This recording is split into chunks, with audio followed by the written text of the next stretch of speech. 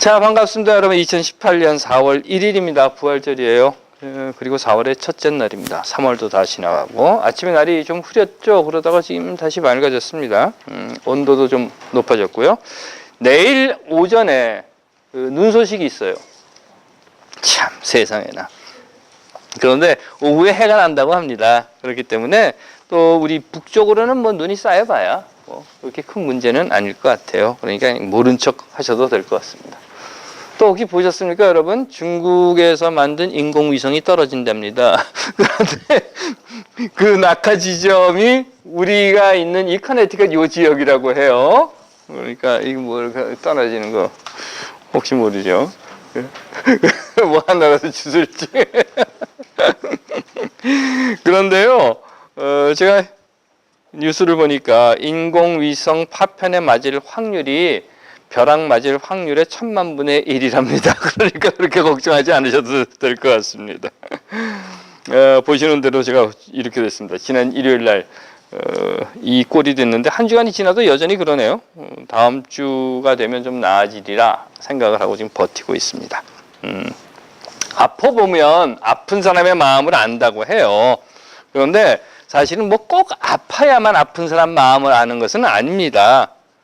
다시 말해서 직접 아프지 않아도 아픈 사람은 아프겠구나, 이만큼 아프겠구나 하는 걸 알 수가 있죠.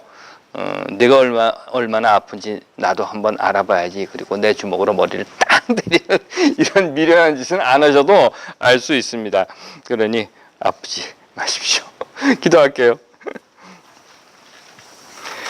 하나님, 시간은 가고 계절도 가고 봄도 오고 4월도 되고 그리고 부활절입니다. 예수의 부활하심에 우리가 해야 할 몫이 무엇인지 찾게 하시고 예수의 부활처럼 역사와 세상 그리고 사람들이 새 생명으로 부활하는 봄이 되게 하옵소서. 아멘. 아시는 대로 예수가 죽었습니다. 십자가에서 죽었죠.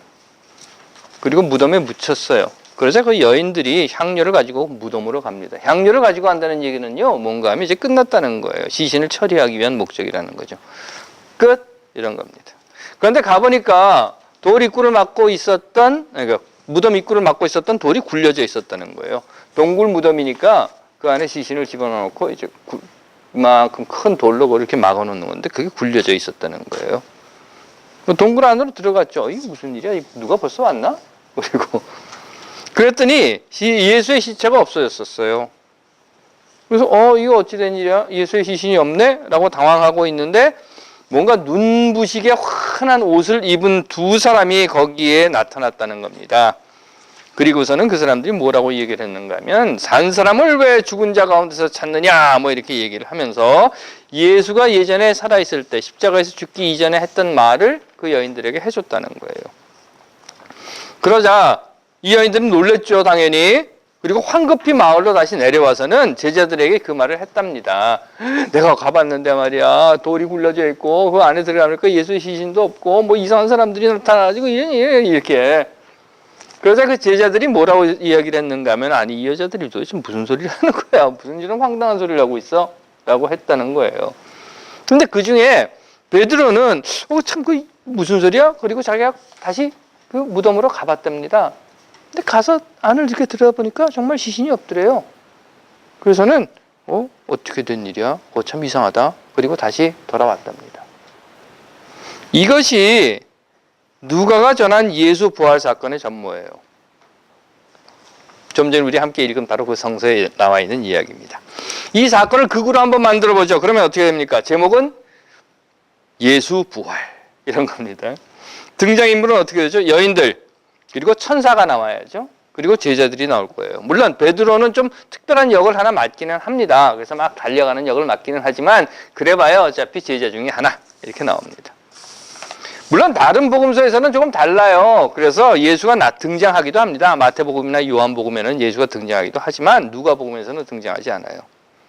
그러니 제목은 예수 부활인데 누가복음에 나온 사건을 누가복음에 기록된 것을 가지고 그걸 쓴다고 하면 예수 부활 사건이라고 하는 제목 속에 예수는 등장하지 않는 겁니다.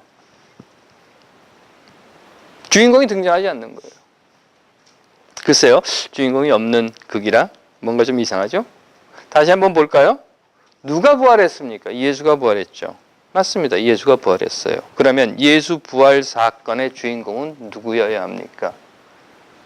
예수여야 합니까? 정말 그렇습니까? 다른 그걸 제가 하나 예를 들어 볼까요? Saving Private Ryan 이런 영화 있었어요. 여러분들 다 보셨을 거예요. 그런데 이 영화의 주인공은 누굽니까? 라이언입니까? 제목이 그렇잖아요. Saving Private Ryan이잖아요. 그러니까 라이언이 주인공이 돼야 될 텐데 라이언이 주인공이 아니라 거기에 나와 있는 캡틴 밀러입니다. 톰 행크스가 분했었죠? 캡틴 밀러가 주인공인 거예요. 왜 그럴까? 라이언을 구한 사건에서의 주인공은요, 구함을 받은 라이언이 아니라 라이언을 구한 사건을 만든 캡틴 밀러라는 거예요. 라이언 일병을 구해낸 사건에서 구함을 받은 라이언이 아니라 그 라이언을 구한, 그러니까 구함이라고 하는 사건을 만들어낸 캡틴 밀러가 주인공이라는 겁니다. 무슨 말을 하려고 하는가 하면요. 예수 부활 사건에서도요. 우리는 지금까지 예수 부활 그러면 예수를 주목을 했어요. 그래서 예수가 주인공이었습니다. 하지만 다시 곰곰이 생각을 해보면요. 이런 거예요. 예수는 혼자서 자 이제 죽자 그리고 죽고 며칠 이렇게 쫙 누워있다가 아 이제 살자 그리고 다시 혼자서 살아났는가? 그건 아니라는 거죠. 그러면 예수 부활 사건의 주인공은 누굽니까? 예수 부활 사건의 주인공은 누구예요? 예수의 부활 사건을 만든 사람은 누굽니까? 그렇죠. 기독교 신앙에서는 우리는 하나님이라고 해요. 하나님이 예수 부활 사건의 주인공이라는 이야기입니다. 그리고 물론 누가복음에서는 하나님이라고 표현되어 있는 아니 하나님을 대표해서 나오는 천사로 표현되어 있고 바로 그가 예수를 부활시켰다는 겁니다. 그럼에도 우리는 이미 앞에서 말씀드린 것처럼 예수 부활 사건 그러면 항상 예수가 주인공이 되어야 된다고 생각을 했었어요. 그러다 보니까 예수 부활 사건에 있어서 우리가 할 일은 없는 거예요. 예수 혼자 죽고 예수 혼자 부활했는데 우리가 뭘 어떻게 하겠어? 라고 하는 것으로 그쳐버리고 말았다는 겁니다. 그리고 더 나아가서는 무슨 생각을 했는가 하면 그래 예수 혼자 부활했어. 그건 됐네. 부활했으면 됐네. 잘했네. 그리고 그냥 넘어가 버리고 말았다는 겁니다. 그렇다면 하나님이 주인공입니다. 맞습니다. 예수를 부활시킨 하나님이 예수 부활 사건의 주인공이에요. 하지만 그래서 하나님이 또 자 봐라 내가 예수를 부활시켰다 라고 하는 그 하나님의 말 앞에 그 사건 앞에 그러셨어요? 잘하셨어요? 그래서요? 뭐 그런데요? 라고 해버린다고 하면 사람들이 외면해버리고 그냥 모른 척 해버린다고 하면 압니다. 신앙이라고 하는 것에 근거해서요. 아무리 사람들이 그랬어요. 잘하셨어요. 그런데요. 라고 한다고 해서 예수가 부활을 못할 것은 아니지만 예수 부활이 안 될 것은 아니지만 매우 중요한 것은 이런 거예요.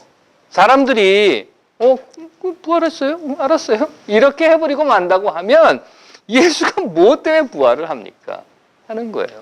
예수 부활의 이유가 뭐예요? 예수가 부활해서 뭐가 달라져요? 예수가 부활했다고 해서 뭐가 변화가 되고 예수 부활한 것이 우리에게 무슨 의미가 있는가? 이렇게 된다는 겁니다.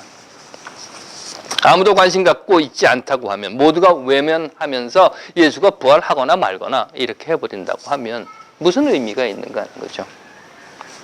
그렇기 때문에 예수 부활 사건에서는요. 부활의 객체, 즉 부활의 대상인 예수가 있어야 하고 예수를 부활시킨 주체, 즉 하나님이 있어야 하지만 그것과 함께 더 중요한 것은 그것과 함께 동시에 중요한 것은 무언가 하면 그 부활 사건을 전했던 여인들이 있었기에 예수 부활 사건은 현실 속에서 그들의 삶 속에서 이루어질 수 있었다는 겁니다. 그렇지 않았다면 그냥 묻혀버리고 말았을 거예요. 부활했어? 잘했네. 이러고 말이죠. 이건 굉장히 중요한 겁니다. 왜냐하면 이 안에 우리의 몫이 있기 때문에 그래요. 우리의 역할이 있기 때문에 그런 겁니다.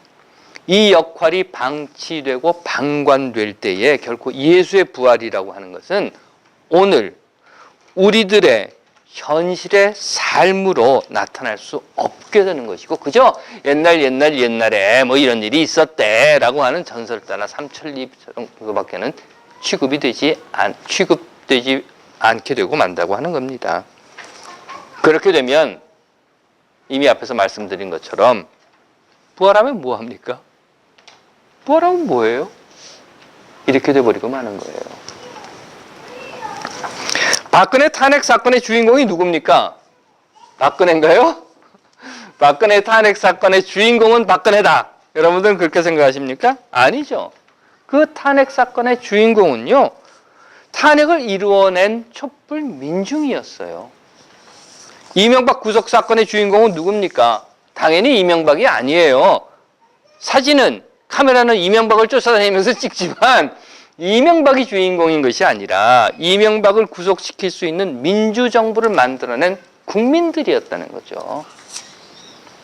물론 생각하기도 싫지만 만약 지난 대선에서 홍준표가 대통령이 됐다고 한번 여러분들 상상을 해보십시오. 이런 일이 있을 수 있었겠습니까? 이명박의 다스, 무슨 뭐 비자금, 그 불법과 부정, 추악한 짓들이 밝혀질 수 있었겠어요?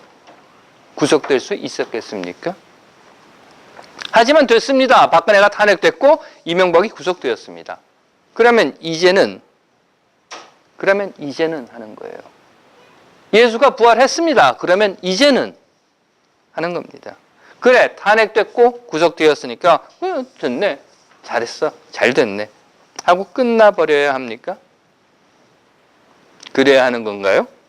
앞서 말씀드렸던 것처럼 탄핵의 대상은 박근혜였고 탄핵을 만들어낸 주인공은 촛불 민중이었으며 구속의 대상은 이명박이었고 구속을 만들어낸 주인공은 민주정부를 세운 국민이었습니다.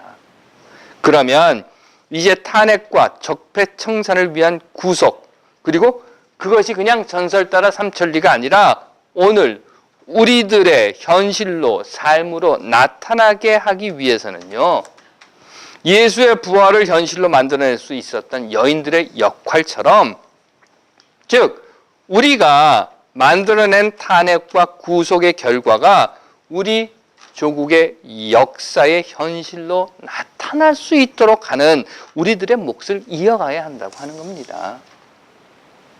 해서 그래, 구속됐어, 탄핵됐어, 잘했어, 이것이 아니라 탄핵시켰으면 적폐청산이라고 하는 것을 우리가 또 만들어내야 하는 것이고, 그 적폐청산을 통해서 우리 역사의 현실로 다가오는 평화통일이라고 하는 것으로 계속 이어가야 한다는 겁니다. 그렇지 않으면 탄핵과 구속하면 뭐합니까?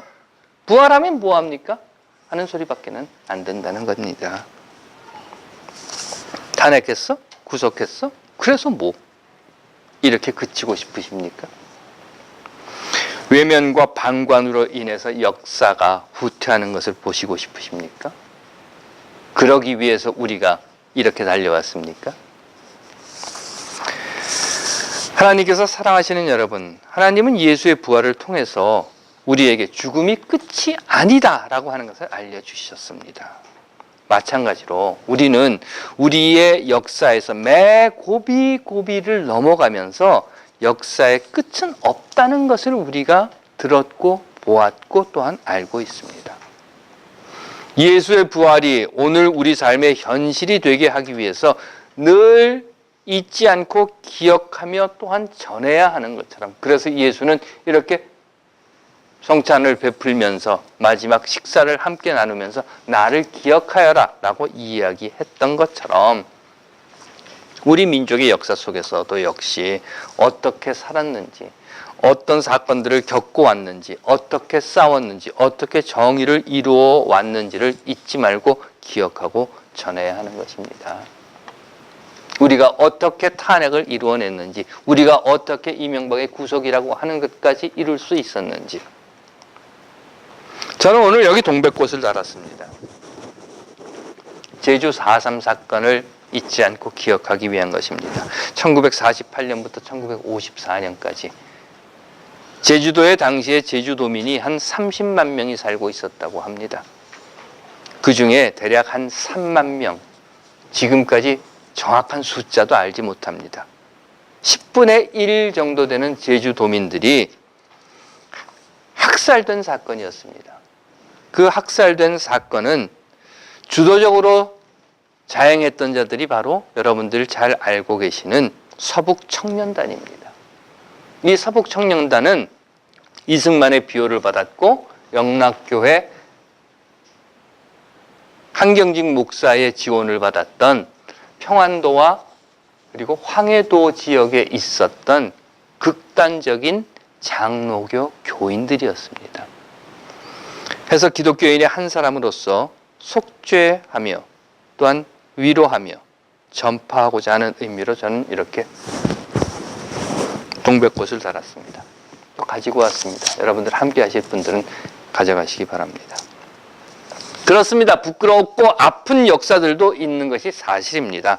하지만 이를 전하지 않는다면 우리는 다시 또 그 부끄럽고 아픈 역사를 되풀이하게 되고 말 것입니다.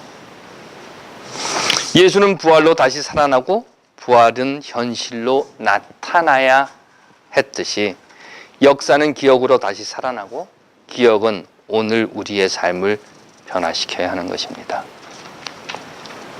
하나님께서 사랑하시는 여러분, 이것이 부활의 의미입니다. 그리고 오늘 우리는 그 의미를 다시 새기고 있습니다. 하나님이 예수를 부활시켰듯이 여러분들의 기억이 역사를 부활시키는 주체가 되시기를 간절히 바랍니다. 기도하겠습니다. 예수의 부활하심에 우리가 해야 할 몫이 무엇인지 찾게 하시고 예수의 부활처럼 우리가 역사와 세상이 그리고 사람들이 새 생명으로 부활하는 봄을 만드는 자들이 되게 하옵소서. 아멘.